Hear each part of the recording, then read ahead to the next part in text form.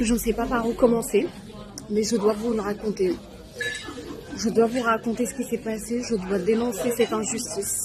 Je dois dénoncer ce qui se passe aujourd'hui en France. J'aurai peut-être des problèmes, je suis peut-être en train de prendre des risques. Ça va peut-être se retourner contre moi, mais je dois quand même vous le dire. Aujourd'hui, nous avons une copine qui passe au tribunal devant le juge par rapport à une affaire qui concerne la cause palestinienne et qui concerne son engagement envers la Palestine. Nous sommes allés la soutenir. Je suis arrivée dans la salle, je me suis assise tranquillement, silencieusement, discrètement. Et lorsque le juge est arrivé, on s'est tous levés, on s'est assis. Il n'a même pas eu le temps de regarder toutes les personnes qui étaient présentes, assises dans la salle. Il m'a regardé moi. Il m'a donc dit, vous au fond de la salle, vous qui portez un voile, soit vous retirez votre voile, soit vous sortez de la salle, vous quittez la salle. Et il m'a dit, vous n'êtes pas reconnaissable, vous n'êtes pas identifiable, donc vous quittez la salle.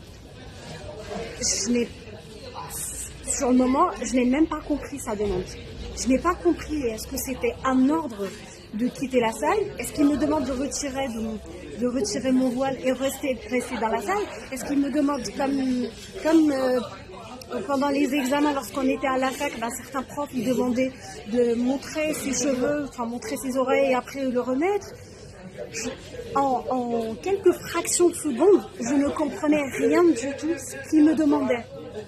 Je me suis levée, je lui ai dit, mais je ne comprends pas. Qu'est-ce que vous voulez voir exactement? En quoi je ne suis pas identifiable? J'étais sous le choc, je me suis levée, je suis allée vers lui et je lui ai dit, la salle a été pleine d'ailleurs.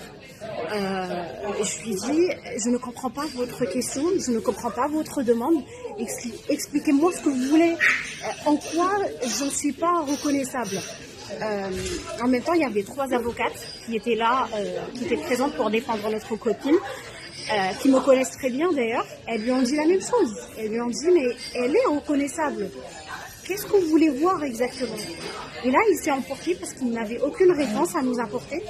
Il s'est emporté, il a commencé à crier, il a commencé à être très très violent, très agressif, en me disant, vous dégagez maintenant, je m'en fous. Je vous dis de partir, vous partez maintenant, sortez, dégagez, et il parlait comme ça. J'étais vraiment sous le choc, je ne savais pas quoi faire, mais surtout, sur le moment, je n'ai pas eu le temps de réfléchir, je n'ai pas eu le temps de réagir, je n'ai pas eu le temps d'en placer une, je n'ai pas eu le temps de me défendre, tout simplement. Je lui ai juste dit, très très rapidement, lorsqu'il s'est emporté et lorsqu'il a commencé à me dire vous dégagez, je lui ai dit mais ça sert à rien d'être agressif comme ça. Ok, je sors, ça sert à rien d'être agressif comme ça, mais je lui ai dit c'est quoi ce langage? Parce qu'il m'a dit je m'en fous, vous dégagez. Je lui ai dit mais c'est quoi ce langage? J'étais vraiment sous le choc et j'ai fini par lui dire mais vous ne représentez pas la République. Il a certainement voulu m'intimider, il a certainement voulu me mettre la honte, il a certainement voulu me mettre mal à l'aise, mais il n'a pas réussi. Il n'a pas réussi aucunement. Ce n'est pas la première fois que j'assiste à des procès. Il y a 2 ou 3 mois, j'ai assisté au procès d'Amira. Aujourd'hui, c'est une autre personne d'ailleurs. Il y a 1 an, voire plus d'1 an, j'ai assisté au procès de Youssef Attal, le footballeur. Ma présence en tant que femme voilée n'a jamais posé le moindre souci. On ne m'a jamais questionné par rapport à mon voile, par rapport à mon identité, par rapport au fait que je sois identifiable ou pas. C'était justement une excuse. Le fait d'être reconnaissable ou pas.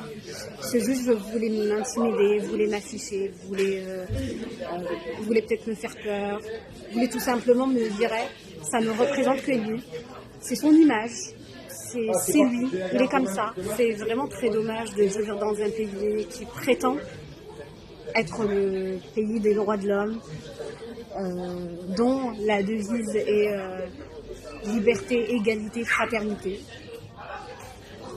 Je suis encore sous le choc. Je suis choquée, mais ça m'a rien fait. Ça ne m'a absolument rien fait. Ça ne représente pas lui. C'est très dommage de vivre dans un pays où la seule personne ou la seule institution représentée par un juge comme lui soit mal représentée.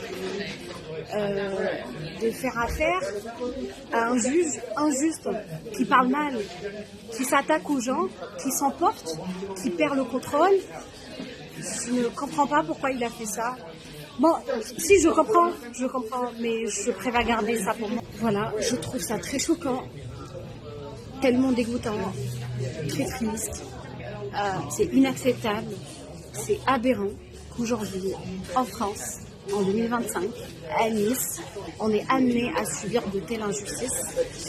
On est amené à payer le prix de notre engagement envers la Palestine, à subir de telles injustices par rapport à nos choix politiques, à nos convictions religieuses, même si le voile n'était qu'une excuse pour me faire virer de la salle. Mais je dis ça pour justement ne pas baisser les bras, pour continuer à dénoncer le génocide en Palestine, dénoncer l'occupation en Palestine, réclamer l'indépendance de la Palestine, réclamer la reconnaissance de la Palestine en tant qu'État. Il ne faut pas baisser les bras, il ne faut pas que ça nous fasse peur. Free Palestine, et on va pas arrêter.